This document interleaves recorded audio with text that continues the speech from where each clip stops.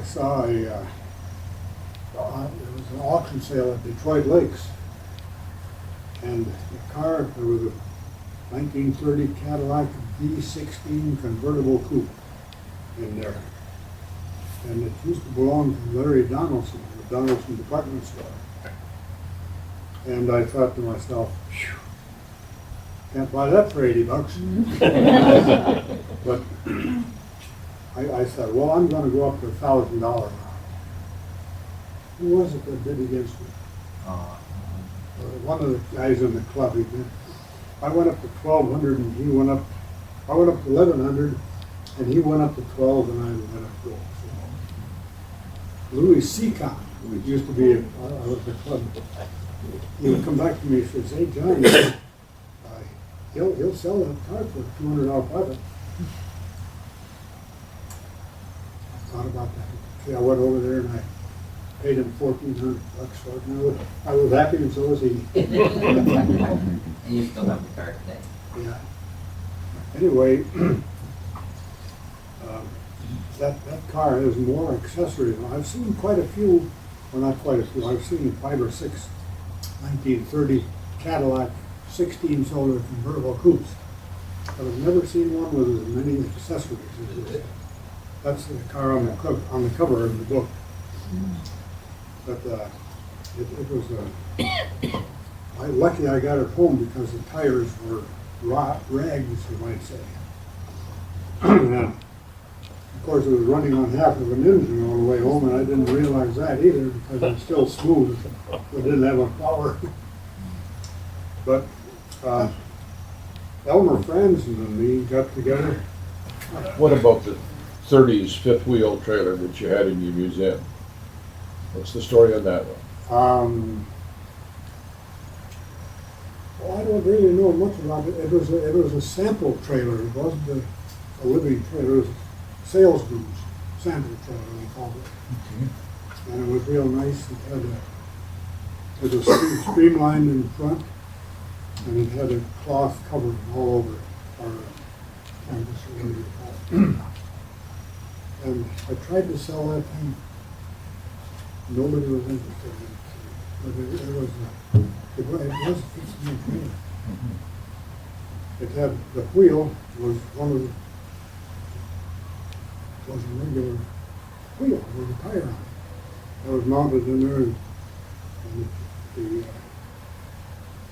that was mounted in the tractor, and the peg went through the trailer, so that when you variations up and down, it would give in the rubber in the tire of the trailer. The tire.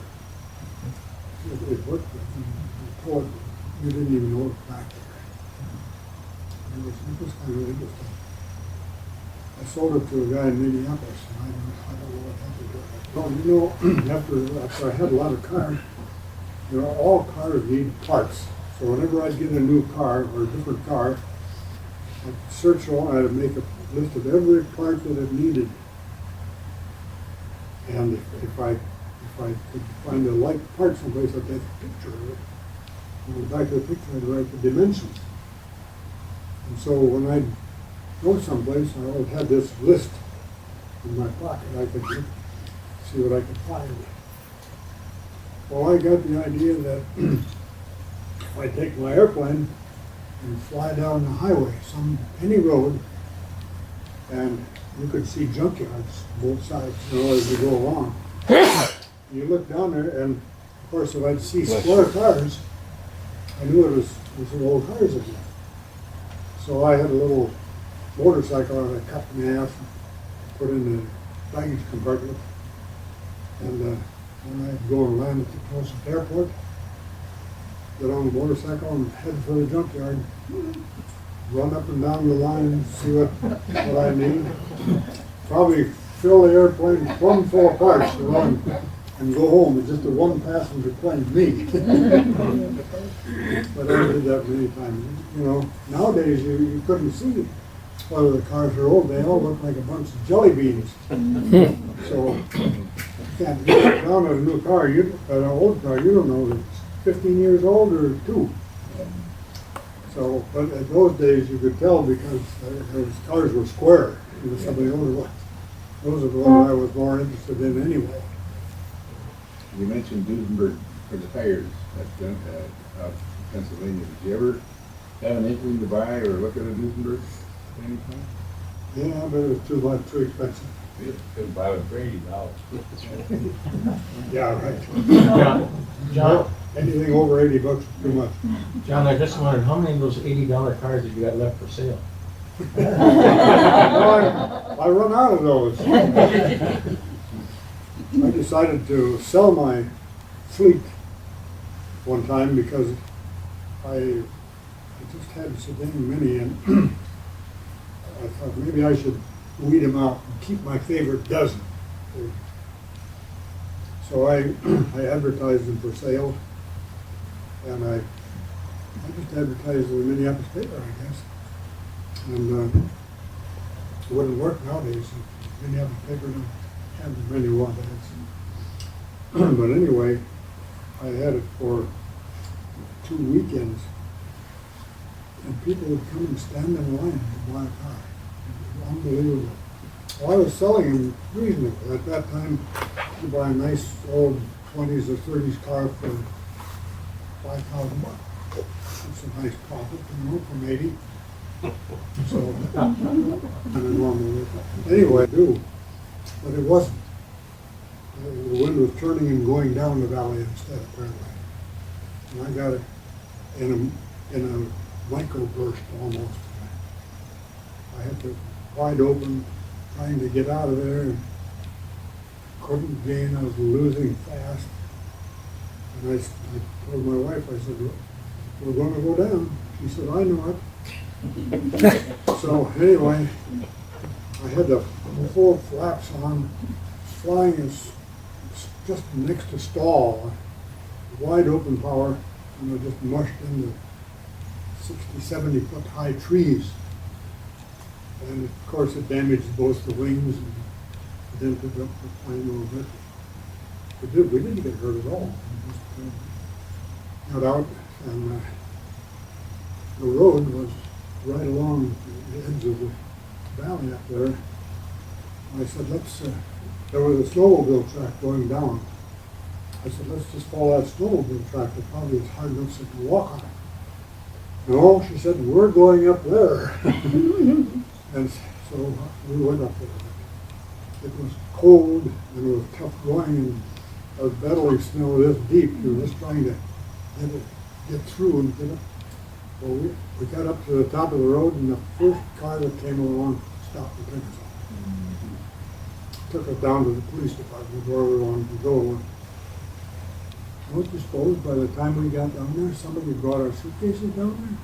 And they were there, they beat us. That was amazing. So, but couple of skiers had seen us go down. There was a ski resort up there somewhere. They come down there and grab these things and skied out to the bottom, and they had to ride faster than we did. It took me some time to get to the top of that cliff, you know.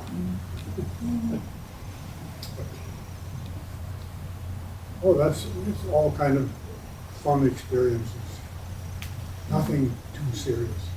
Then I went out and I called my mechanic. I said, take the pickup and the big trailer and come out and get that airplane out of the woods up. I told him where it was. He jumped in the car, and I had a big long, about a 30-foot trailer, low boy. He come out there and he was telling me, he called me later on. We flew down to Arizona. And he said, the airplane isn't there. Somebody's taken it. So, but he said, I just kind of drove up and down that road along there. And yes, I asked everybody I could see if they'd seen anything about that airplane. And one guy said, yeah. He said, I come home from town the other night, and there was a pickup parked alongside the road with a wing on top of the pickup. And he said, here's the license number. Well, finally we found the guy down in Denver, and it cost me $300 to get my wreck back. got it back. We salvaged the engine anyway, you know, and parts of the plate were okay. Just more experiences. I went to the Classic Car Club. We went out to Spokane and the islands, out the Vancouver Islands. There's been about 20 of us cars from the upper Midwest. And I had this 31 Packard, it was convertible. It's a small 8. A delightful driver on the road. It was slide along 55, 60 miles an hour, so nice. Ventilation was perfect, you know, and it was just a pleasure to drive. We got over to about the first good uphill grade over there towards Montana. And Bill Williams was along. Now, what did he have? He had a Name Daimler. It was a straight 8 Daimler. Underpowered or small straight 8, I guess you'd say. Built for level roads in England. And he had a heck of a time to get up the mountain. So I had to pull him. I pulled him up the mountain, I pulled him down the mountain. Up and down, and up and down. And the old Packard would boil over. Because you get it into altitude, it would boil anyway, and didn't have a pressurized system, you know. But we got him out there. But, and then we drove, after the tour was out in the Seattle area, we drove down to northern California, the Redwoods, and we cut across to Salt Lake City and home. But that was truly a delightful trip. The weather was perfect. And you know, the way we boiled in the mountains, we got in the salt flats up there. And there were 4 or 5 cars along the way. Their hoods were open, they were steaming. Just about on the back of the wall. I didn't know, I thought sure we were going to get stuck. But it was the altitude that got the Packard. When I got it home, I had the radiator rebuilt and pressurized. So now we haven't driven it much since then. So it's ready to go. The evening I bought the Sunday paper and I looked at the want ads right away. There was this 1940 Packard 7-passenger touring sedan and the Packard Darren for sale. I called the guy up. Yeah, he brought one of them over right away. And we looked at it. I said, I'd be interested in buying that. He said, would you like to see the other one too? Yeah, he said, I'll bring it over in the morning. So we brought the other one over in the morning. We looked at both of them. I said, well, what do you want for them? Well, he said, I'm a Mormon, and I have to serve my church 2 years or whatever it is. Someplace, I think that's what they have to do. And he said, I'm going to need some money during that time. So he said, I'd like to sell it, but he said, I want to take a couple cars in on trade so I have something to work on when I get back. So he come up to Brooklyn and looked at maybe 50 cars that I had on hand up there at the time. He said, how much for that one and that one? How much was that one and that one and that one and that one? I said, wait a minute now. I said, let's just settle on 2 of them and go from there. So he did, and we did. We made a deal. And I come up with those 2 Packards. And he got a real nice 37 Packard Chrysler Airflow and a small Packard Fayetteville 4-door convertible. And I give him some money besides, and he was happy, and so was I. I was really interested in that Darren. That was a nice car. Still have it. One of the favorite dozen. I have a Kaiser Darren also. Bought that about 2 years ago down in Florida.